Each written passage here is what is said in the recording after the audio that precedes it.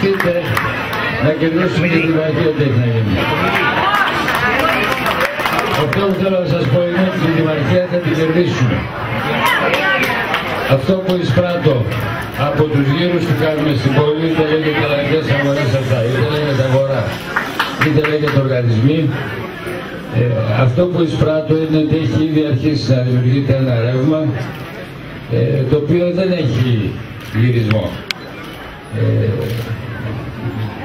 Η αντιπολίτευση, η οποία θυμίζω ότι είναι μια συνέχεια αυτής της κατάστασης που επικρατεί σήμερα στο Δήμο, μια συνέχεια η οποία είναι βελτιωμένη κατά τη δική τους άποψη. Αντιλαμβάνεστε τι θα πει βελτιωμένη κατά τη δική μας άποψη.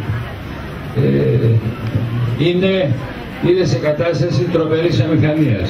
Δεν απαντάνε σε αυτά που τους ρωτάνε, απειλούν με μηνύσεις, δεν απαντάνε όταν τους λέμε πώς εννοείται την ανανέωση όταν έχετε έναν αντιδήμαρχο καθαριότητος σήμερα, ο οποίος έχει φέρει την κατάσταση αυτή, την πόλη σε αυτή την κατάσταση, τον έχετε υποψήφιο μέσα στο σωδέλτιο.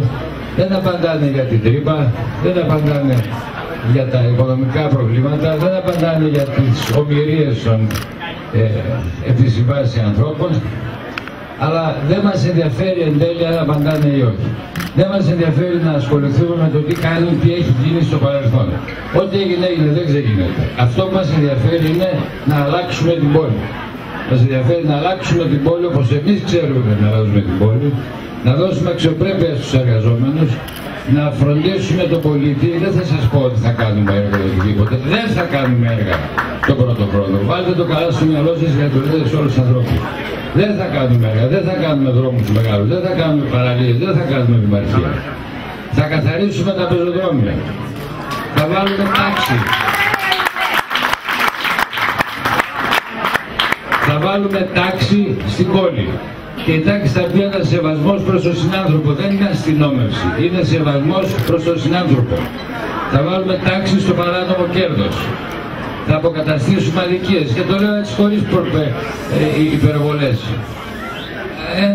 Ένα μικρό πράγμα θα σας πω. Τα μαγαζιά, τα καφέ μπαρ, τα ρεστοράν, τα εστιατόρια κλείνουν τη μουσική τους ώρα 12 και τα κλείνουν ώρα 2. Θα σταματήσει αυτός ο φαρισαϊσμός. Κλείνουν τη μουσική ώρα 12 και περνάει ώρα 12 και 4 αστυνομία να κλείνουν κλήσεις. Θα σταματήσουν οι φαρισαϊσμοί στην πόλη. Θα κάνουμε την TV 100 όχι πορνό όπως θέλουν να την έχουν οι διάφοροι. Θα κάνουμε την TV 100 κανάλι υποδειγματικό. Θα κάνουμε τα διαμερίσματα και αυτό να το βάλετε καλά στο μυαλό σας. Θα κάνουμε τα διαμερίσματα μικρά δημαρχία. Η Τριανδρία λειτουργεί υποδειγματικά. Η Τριανδρία θα λειτουργήσει σαν υπόδειγμα των υπολείπων διαμερισμάτων, κοινοτικών, πώς θα λένε τώρα, όπως θα είναι. Αυτό βάλτε το καλά στο μυαλό σας, γι' αυτό θα δουλέψουμε. Αυτό θα λέτε στους κατοίκους. Το μόνο που θα κάνουμε πραγματικά είναι θα κάνουμε την πόλη μας πιο ανθρώπινη, θα κάνουμε την πόλη μας βιώσιμη, πιο καθαρή, πιο τακτική, με σεβασμό προς τον συνάνθρωπο. Όλα τα άλλα είναι λόγια. Αυτό δεν είναι λόγια. Σας ευχαριστώ πάρα πολύ που ήρθατε. Τον Γιώργο τον Πασχαλίδη, πήρε το μάτι μου τον Άκη τον Ρικούκη, τη Μίνα την Ξηροτήρη, όλους εσάς που είστε εδώ, τον Σίμω τον Ανηλίδη, με τον οποίο ήδη έχουμε πει ορισμένα πράγματα ότι θα κάνουμε. Δεν βλέπω άλλο, δεν ξέρω ποιον άλλο να ευχαριστήσω. Τον Νίκο τον Ιφούλη. Αυτό που ξαναλέω είναι όλοι όσοι είστε την Βαγγελιό, του Ζαμπάς, όλοι όσοι είστε δημοτικοί και διαπραγματικοί σύμβουλοι. Δεν μπαίνετε στη μάχη των εκλογική για να αποκτήσετε μια καρέκλα. Βγαίνετε για να σας βγει η ψυχή στη δουλειά. Και όποιος δεν έχει διάθεση να δουλέψει να το ξέρει από τώρα ότι θα φύγει με την πρώτη ευκαιρία. Αυτό να το ξέρετε πάρα πολύ καλά.